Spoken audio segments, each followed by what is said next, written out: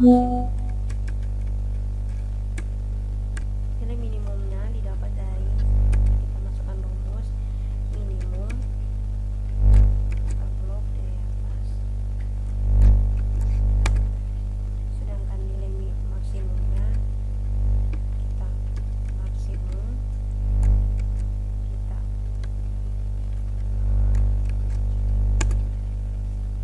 setelah itu ini kita tarik saja, kita drag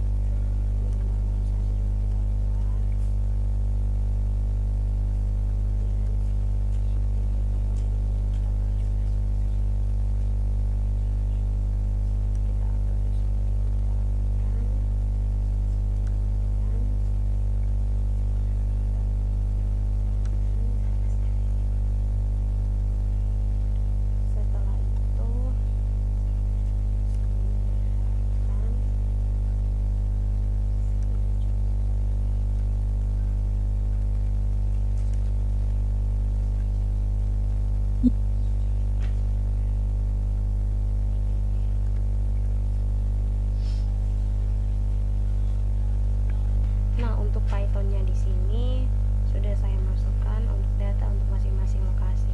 Lokasi A, lokasi B, dan lokasi C sesuai dengan yang ada di Excel tadi, dimana ada K1, K2, kemudian K3. Itu K1.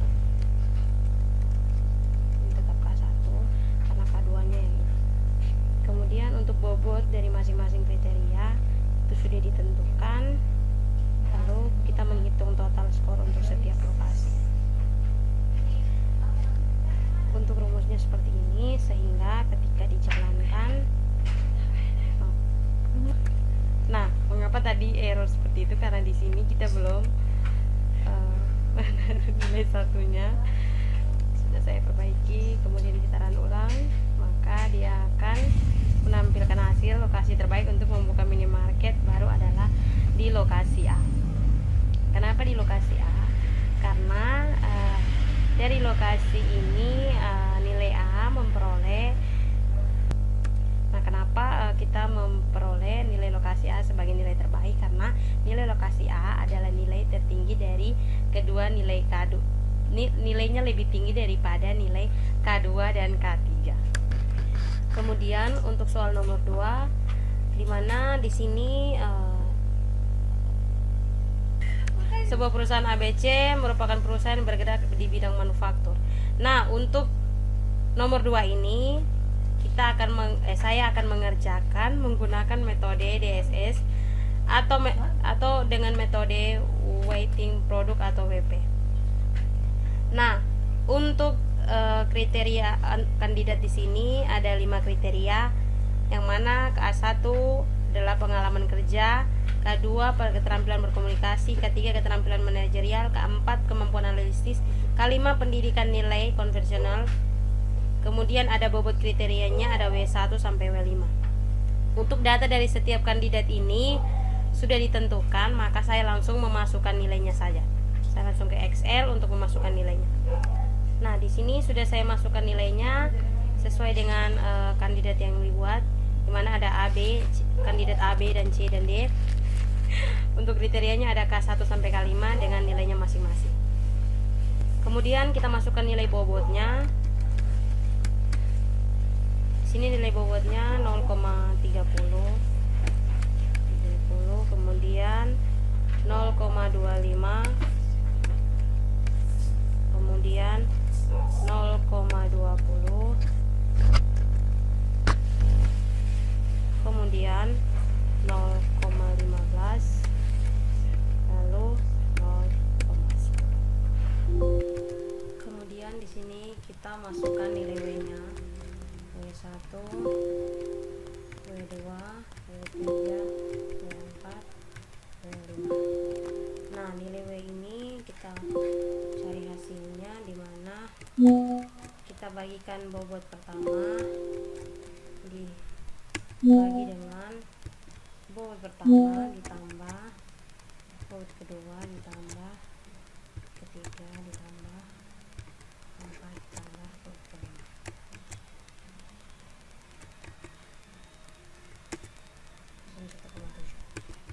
Kemudian yang kedua,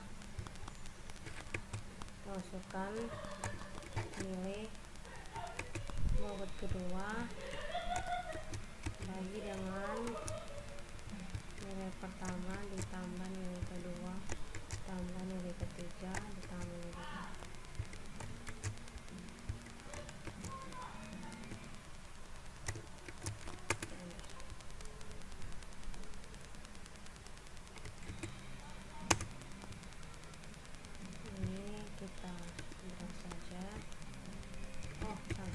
Tidak bisa di drag karena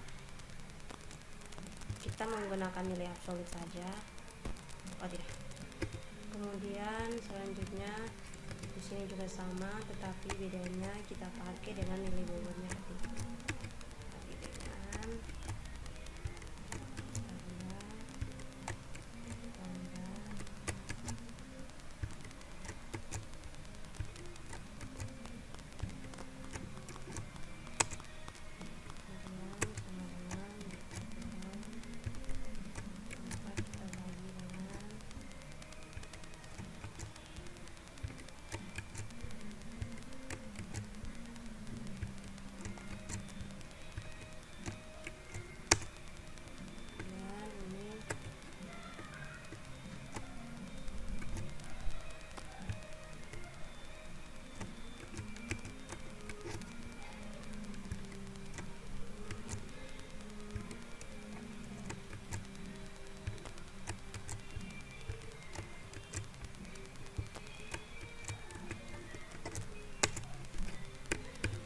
untuk nilai bobotnya, untuk nilai W1 sampai W sudah kita tentukan.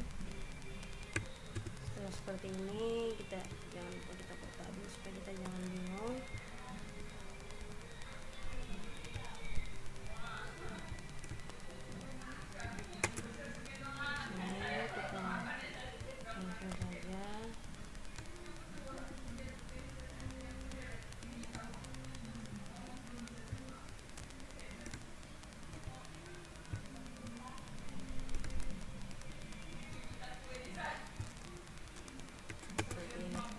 Setelah itu sekarang kita cari nilai S, S1, S2,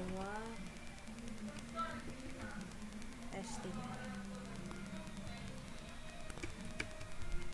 Nah, di sini sampai S4.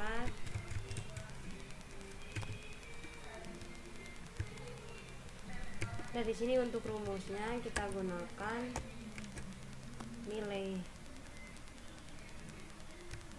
ini, nilai 7 kita pangkatkan dengan nilai bobot W nya, kemudian kita kali dengan nilai 7, kita pangkatkan, jangan lupa. Kemudian nilai kedua W2, kemudian kita tutup kurung, kita kali dengan K3, tutup kurung, dipangkatkan dengan nilai W3, tutup kurung, kita kali lagi dengan K4, dipangkatkan dengan nilai W4, kemudian di sini kita ada salah rumus sedikit, kita tutup kurungnya jangan lupa, sehingga ketika kita enter nanti dia hasilnya sesuai dengan yang kita kalikan. Untuk kalimat di sini kita menggunakan nilai min karena di situ dia masuk di, nah di sini itu kalimat itu dia masuk pada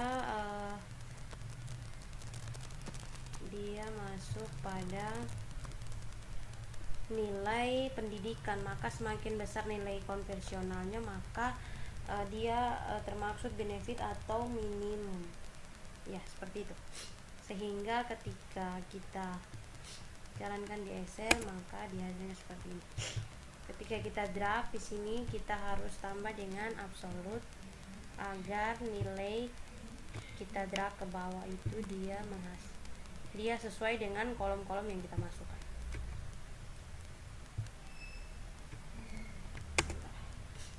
Nah, di sini saya langsung saja.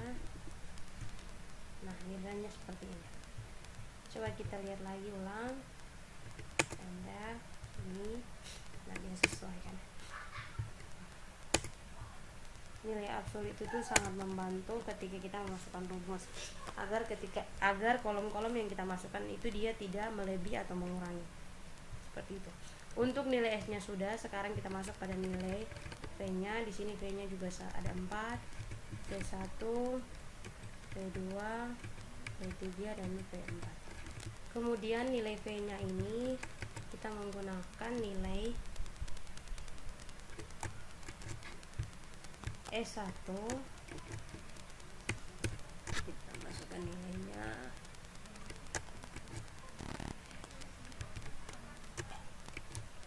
Nilai pertama tambahkan dengan nilai kedua, tambahkan nilai ketiga, S4. Kemudian ini juga sama, tapi kita ganti dengan nilai kedua. Kita bagi dengan nilai pertama ditambah nilai kedua tambah nilai ketiga ditambah S4. Kemudian nah ini juga sama. Nah di sini saya menggunakan fungsi absolut agar dia lebih mudah menentukan nilainya. Nah, untuk nilai vektornya seperti ini. Nah, untuk nomor yang kedua hasilnya seperti ini. Sekarang kita masuk pada perhitungan menggunakan Pythonnya. Seperti ini dulu supaya tidak kelihatan negatif. Nah, untuk nilai kandidat di sini dimana kriterianya ada 5, kemudian ada kandidatnya ada 4. Dari bobot kriteria ini sudah ditentukan nilainya masing-masing sesuai yang ada di Excel tadi. Saya masukkan nilainya. Kemudian data nilai kandidat kita sesuaikan saja. Setelah itu di normalisasi data ini kita for I-nya ini kandidat, kemudian J-nya ini kriteria. Sehingga nilai kandidat kita kalikan dengan nilai kriteria sama dengan dibagi sama dengan bobot kriteria, yaitu nilai J. Kemudian di sini untuk perhitungan weighting produknya, hasil WP1-nya kita kali dengan kandidat seperti itu. Sehingga ketika kita run di sini dia menampilkan hasil bahwa untuk kandidat terbaik adalah kandidat yang jatuh pada kandidat C. Untuk tampilan Excelnya seperti ini. Kemudian kita masuk di soal yang nomor 3. Nah, di soal nomor 3 ini dimana di sini studi kasusnya yaitu olimpidisasi pemilihan teknologi informasi atau IT, dimana kita menggunakan DSS dan perhitungan AHP atau menggunakan perhitungan manual dan Pythonnya. Nah, di sini untuk datanya sudah ada seperti ini dan tinggal nanti kita masukkan saja. Kemudian untuk pertanyaannya ada pertanyaan 1 sampai pertanyaan 4. Nah, saya langsung mengerjakannya. Untuk datanya ini saya langsung masukkan saja. Sini ada C1, kemudian C2, C3, dan C4. Ini juga kita masukkan saja ada C1, C2, C3, C4. Untuk mempersingkat waktu, di sini saya akan memasukkan datanya dulu. Nah, untuk datanya seperti ini, dimana ada C1 dengan nilai yang sudah ditetapkan, langsung saya bagikan sehingga ketika 1,3 nilainya seperti ini. Kita langsung masukkan rumus. Nah, setelah itu ini untuk pairwise-nya kita bikin kolomnya dulu supaya kita jangan bingung. Kemudian sudah menentukan pairwise-nya, sekarang kita akan membuat, setelah itu di sini kita akan membuat totalnya. Nah, total di sini itu kita masukkan rumus, kita menggunakan sum. Rumus totalnya itu sum. Kita blok dari atas sampai sini, kita enter. Kemudian nilai keduanya juga sama. Ini kita tinggal tarik saja juga bisa. Nah, di sini saya pakai tarik saja supaya lebih cepat. Karena Excel itu sangat mudah untuk menentukan nilai dari apabila kita sudah memasukkan rumusnya. Nah, untuk nilai totalnya dari setiap C1, C2 sampai C4-nya ini seperti ini. Setelah menentukan setelah itu kita akan menentukan normalisasinya.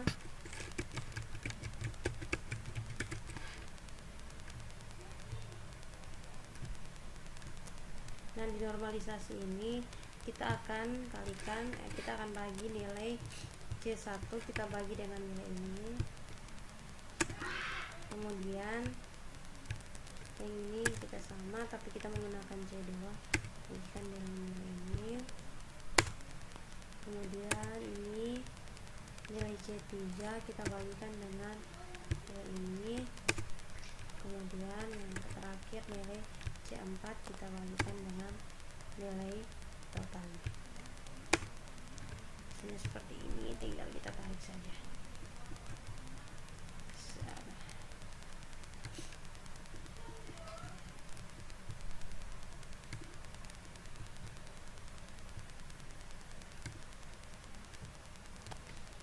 Nah, kemudian di sini kita akan membuat bobot normalisasi, eigenvalue sama eigenvektornya. Nilai ini kita masukkan dulu. Nah, di sini kita masukkan rumus sum, kita drag dari nilai C1 sampai ini. Enter. Kemudian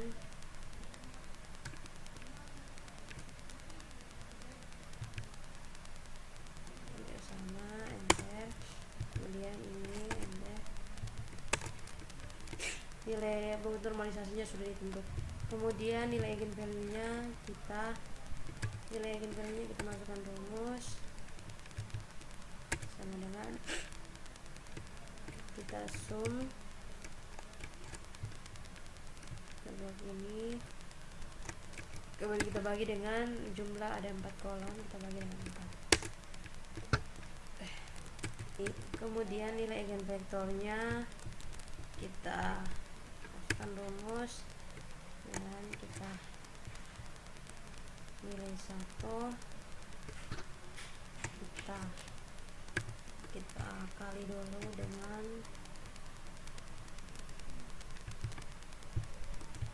ini, kemudian kita tambah nilai C2, kita kali dengan nilai eigenvalue kedua, kemudian kita tambah nilai C ketiga dikalikan dengan nilai eigenvalue ketiga, kemudian kita tambah nilai C4 kita kalikan dengan nilai eigenvalue yang keempat. Nah, di sini jangan lupa kita letakkan absolutnya agar ketika kita drag nanti dia munculnya sesuai dengan perkalian dari kolom-kolom yang kita masukkan sehingga tidak keliru. Nah, seperti ini, dan sekarang kita drag.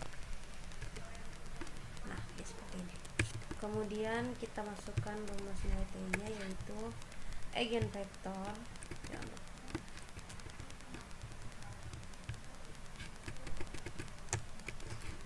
Kita bagikan dengan eigenvalue, kemudian kita tambah eigenvektor yang kedua, jangan lupa untuk tutup kurungnya,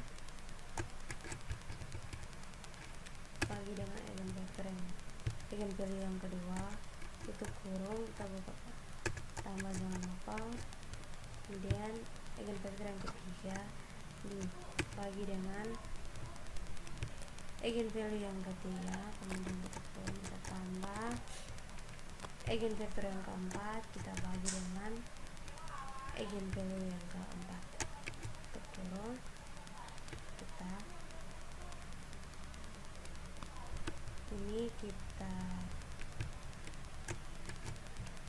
tutup kurung dulu, karena kita masih bagi dengan 4 lagi sesuai dengan jumlah tabel. Kemudian untuk nilai CI nya kita sama dengan nilai T nya kita kurang dengan 4 jumlah kolom, kita bagi dengan 4 dikurang dengan 1. Nah, seperti ini. Kemudian nilai konsistennya kita nilai CI kita bagi dengan nilai RI. Nah, karena di sini dia di bawah dari 0,1 maka dia konsisten sesuai dengan ketentuannya. Nah, sekarang kita masuk pada perhitungan pada PyCharm. Nah, untuk perhitungan PyCharmnya ini, di sini kita masukkan nilai sesuai yang ada di dalam Excel tadi, dimana untuk matriksnya sesuai dengan nilai di dalam Excel. Kemudian di sini untuk menghitung jumlah kolom dalam matriksnya ada jumlah kolom sama dengan di matriks dikalikan dengan sum. Kemudian ada normalisasi matriksnya. Nah, di sini untuk hitung konsistensi rasionya kita sudah tetapkan, di mana tadi kita pakai 0,90, yang mana sesuai dengan jumlah kolomnya ada 4, maka kita pakai dengan 90. Sesudah itu ketika kita running di sini kita akan mencek konsistensinya. Jika dia kurang dari 0,1 dia konsisten, tetapi jika dia tidak kurang, dia lebih dari 0,1 maka dia konsisten. Sehingga ketika kita jalankan maka hasilnya sama dengan yang ada di Excel. di sini dia konsisten sesuai yang sudah saya jelaskan yang tadi di sini. Di sini dia konsisten. Oke, sekarang kita akan masuk pada nomor yang keempat, yaitu kita membuat sebelum nomor 4. Nah, di sini saya akan menjelaskan sedikit dari pertanyaan 1 hingga pada pertanyaan ketiga. Yang mana di sini pertanyaan 1 yaitu membuat matriks perbandingan, yang mana untuk kita akan melakukan perhitungan untuk menentukan bobot masing-masing kriteria dan dapat menggunakan metode eigenvektor. Nah, sudah saya jelaskan tadi di sini. Untuk eigenvektornya sudah kita dapatkan, sudah saya hitung tadi juga dan sudah saya jelaskan. Kemudian di sini juga kita bagi layar menjadi 2 dulu. Nah, di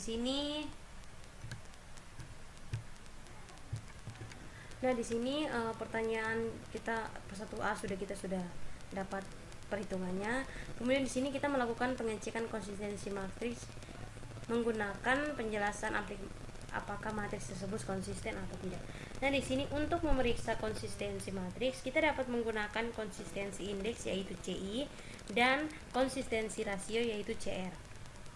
Di mana CI yaitu kita mengkalikan lambda maksimum dikurang dengan N kemudian dibagi dengan N kurang 1. Kemudian untuk CR-nya yaitu kita bagi CI dibagi dengan R1 yang sudah saya jelaskan seperti tadi. Kemudian dalam rumus di atas, jika N adalah jumlah kriteria, maka lambda X adalah nilai eigen maksimum dan RI adalah nilai indeks konsistensi yang terdapat pada tabel yang sudah kita buat tadi. Untuk pertanyaan yang kedua, yang bagian A, di mana di sini menanyakan bahwa jika perusahaan memberikan bobot tambahan sebesar 10% untuk kriteria C2 dan mengurangkan C1 sebesar 10%, maka apakah mempengaruhi keputusan yang telah diambil? Nah, di sini jika C2 meningkat sebesar 10% dan bobot C1 dikurangi sebesar 10%, maka perubahan ini akan membuat keputusan lebih condong ke arah kriteria C2. Artinya, aksesibilitas lokasi C1 akan menjadi sedikit kurang penting, sementara volume lalu lintas pengunjung atau C2 akan menjadi penting dalam pengambilan keputusan. Nah, kemudian untuk 2B, analisis sensitivitas dalam konteks AHP. Di mana di sini analisis sensitivitas dalam AHP mengacu pada nilai penilaian seberapa stabilnya hasil keputusan. Terdapat perubahan-perubahan pada matriks perbandingan berpasangan atau bobot kriteria. Ini penting karena membantu memahami beberapa keputusan yang sudah saya buat berdasarkan perhitungan AHP ini. Kemudian untuk pertanyaan yang ketiga yaitu diskusi dan evaluasi, yang mana pernyataan A kita menjelaskan bagaimana metode AHP dapat diintegrasikan dalam DSS untuk membuat proses pengambilan keputusan menjadi lebih sistematis dan terstruktur.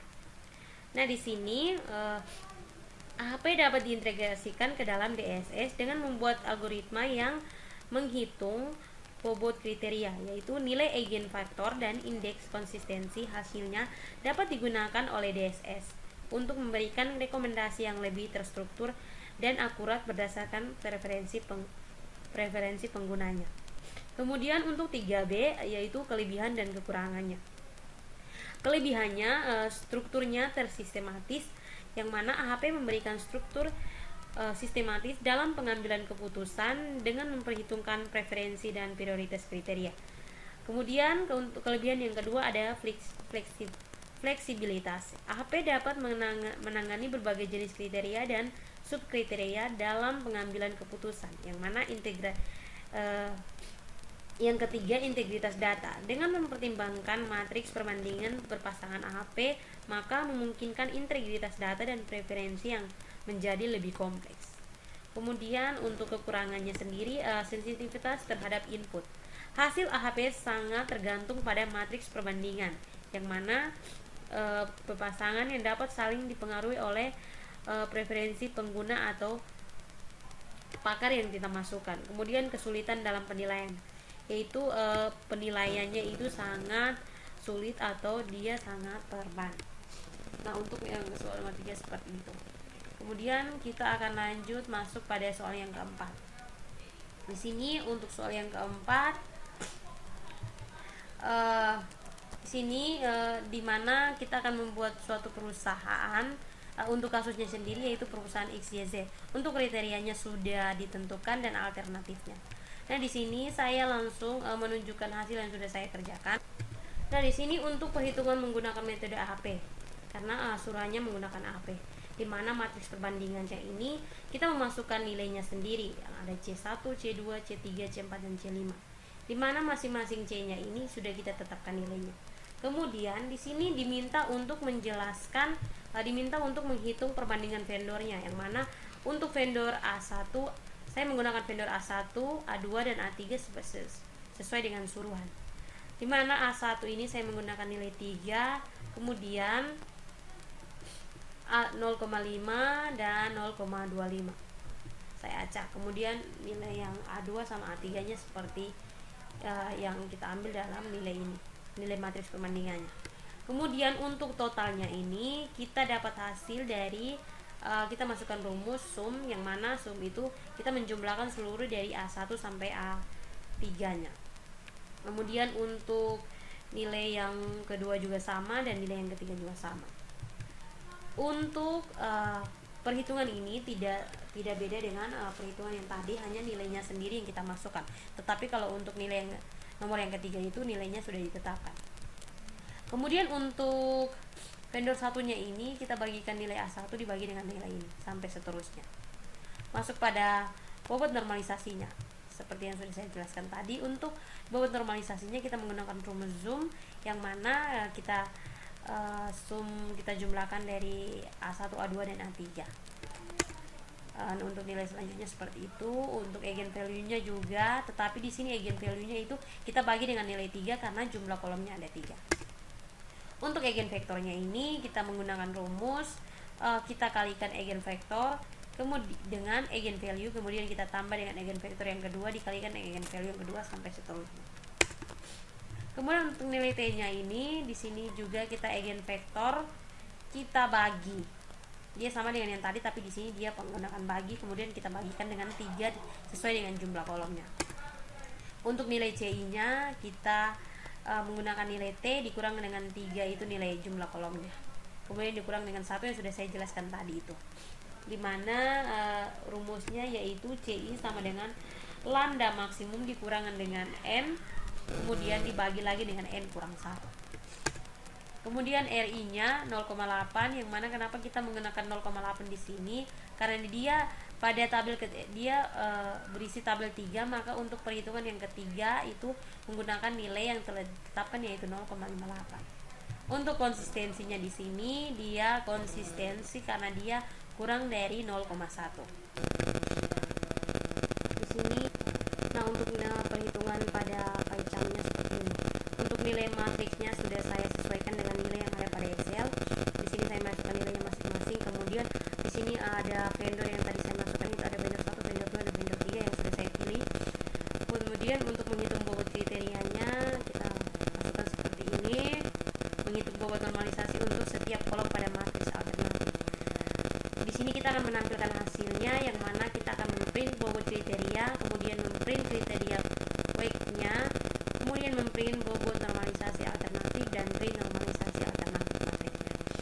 Sehingga ketika saya jalankan di sini, maka tampilannya akan seperti ini. Nilai bobot normalisasi alternatif ini sama dengan yang ada pada Excel. Seperti ini. 0,8 untuk vendornya sudah kita hitung sendiri. Dia nilainya ini sesuai dengan nilai yang ada pada bobot normalisasi ini, sehingga kita menentukan bahwa dia konsisten karena dia kurang dari 0,1. Seperti itu. Mungkin cukup sekian penjelasan dari saya. UTS yang mana dikerjakan menggunakan perhitungan AHP, perhitungan SAU,